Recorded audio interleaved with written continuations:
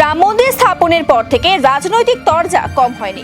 রাম মন্দিরকে কেন্দ্র করে গোটা দেশে বিজেপি প্রচার চালাচ্ছে বলে বিরোধীদের অভিযোগ। আর এরই মাঝে ভগবান রামের সঙ্গে প্রধানমন্ত্রীর কার্টুনের ছবি প্রকাশ্যে আসতেই শোরগোল পড়ল শিলিগুড়িতে।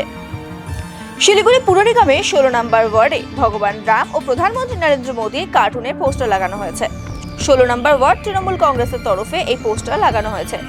পোস্টারটির মাধ্যমে নিজের ক্ষমতায় বিজেপিকে নির্বাচনে লড়ার বার্তা দিয়েছে তৃণমূল কংগ্রেস।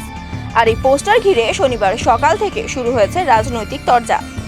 পোস্টারটি প্রকাশ্যে আসতেই এদিন ক্ষুব্ধ হন বিশ্ব হিন্দু পরিষদ ও বিজেপির কর্মী সমর্থকেরা। ভগবান শ্রীরামের কার্টুন বানিয়ে তার সঙ্গে প্রধানমন্ত্রীকে জুড়ে নিকৃষ্ট মানের রাজনীতির পরিচয় দিয়েছে রাজ্যের শাসক দল তৃণমূল কংগ্রেস, এমনটাই অভিযোগ উঠছে। রামের সঙ্গে প্রধানমন্ত্রীর ছবি, সেখানে লেখা হয়েছে কি যে আমাকে একবার ছেড়ে দাও, তারপরে ভোটে লড়ো। তো এটা তো বিজেপি সারা জীবন ধরেই করছে। ধর্মের নামে ভেদাভেদ, জাতি ভাষার নামে ভেদাভেদ, এই ভোট আসলে পরেই আমাদের বিভিন্ন দেবদেবী নিয়ে রাজনীতি তো বিজেপি করে। এতে কার্টুন যদি কেউ করে থাকে, কার্টুন তো সবাইকে নিয়েই করা হয়, তাতে অন্যায় আমরা কিছু দেখি না। তবে আমরা রাজনৈতিকভাবে মনে করি আমরা বিজেপির বিরুদ্ধে রাজনৈতিকভাবে মোকাবিলা করছি, রাজনৈতিকভাবেই আমরা লড়াই করছি। মাননীয় মুখ্যমন্ত্রী অভিষেক বন্দ্যোপাধ্যায় তারা রাজনৈতিকভাবেই লড়াই করতে আমাদের শিখিয়েছেন। আমাদের অধিকার, আমাদের বাংলার যে 1,60,000 কোটি টাকা আমাদের পাওনা, সেই পাওনার অধিকারের দাবিতে আমাদের এবারকার নির্বাচন আমরা লড়ছি। আর বিজেপি রাম বিভিন্ন দেবদেবী নিয়ে তারা রাজনীতি করতে চাইছেন। আমরা বাংলা সংস্কৃতিতে, এই রাজনীতিতে আমরা বিশ্বাস করি। দেখুন, ভারতীয় সনাতন সংস্কৃতি এবং ভারতীয় সংস্কৃতির আত্মা হচ্ছে রাম। রাম শুধু ভারতে সীমাবদ্ধ নয়। আপনি যদি কম্বোডিয়া যান, ইন্দোনেশিয়া যান, নেপাল যান, মানে পুরো দক্ষিণ পূর্ব এশিয়া জুড়ে, চীন থেকে শুরু করে সমস্ত জায়গায় রাম তার নিজস্ব রূপে পরিচিত।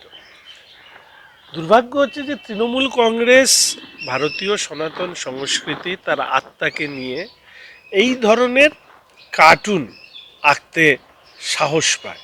কারণ ভারতীয় সনাতন সংস্কৃতি সেই উদারতার কারণেই চিহ্নিত হয়।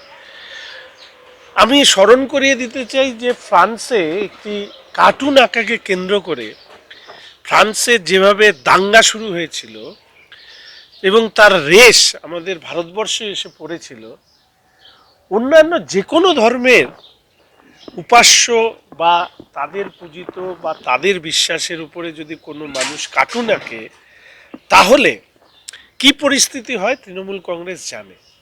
আর তৃণমূল কংগ্রেস সংখ্যাগরিষ্ঠ ভারতীয়রা যে রামকে পছন্দ করেন, তাকে নিয়ে এই মকারি করার সাহস পায়। তার কারণ তৃণমূল কংগ্রেসের দায়বদ্ধতা রয়েছে যে পশ্চিমবঙ্গকে কি করে পশ্চিম বাংলাদেশ বানানো যায়।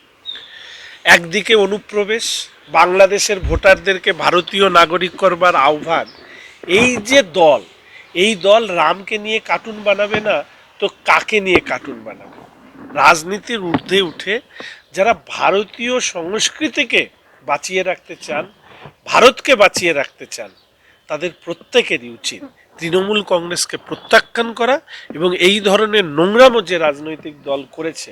নিশ্চিতভাবে রাজ্যের মাননীয় মুখ্যমন্ত্রী এখানে আছেন, তিনি সভা সমিতি করছেন। আমি অনুরোধ করব যে উনি রামনবমীর দিনে রামের এই কার্টুন নিয়ে তিনি তার বিশেষ উক্তি করুন, তাহলে অন্তত পশ্চিমবঙ্গের মানুষ বুঝতে পারবেন তৃণমূল কংগ্রেসের রুচি সম্পর্কে। এরা তো বিপদে পড়লে বলে যে আমরা জানি না। ওনাদের ওখানে তো প্রচুর সিসিটিভি ইত্যাদি আছেন, শিলিগুড়ি কর্পোরেশন। তো দেখুক, সিসিটিভিতে যারা দোষী এফআইআর করুক। লাগিয়ে তারপরে যখন সমালোচনার মুখে পড়ে সেটাকে অস্বীকার করার থেকে ভুল স্বীকার করে নেওয়া ভালো। তাহলে অন্তত বোঝা যাবে মেরুদণ্ডটা আছে। না হলে তো মেরুদণ্ডহীনরাই একমাত্র পোস্টার লাগানোর পরে বলে যে আমরা লাগাইনি।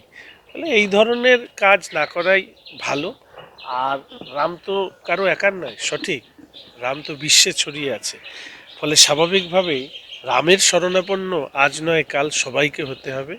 পশ্চিমবঙ্গে রাম নবমী আসছে, সেই সময় দাঁড়িয়ে সারা ভারতবর্ষের পাশাপাশি সেই সময় দাঁড়িয়ে এই ধরনের নোংরামো অন্তত কোনো রাজনৈতিক দল, বিশেষ করে শাসক দলের কাছে প্রত্যাশিত নয়।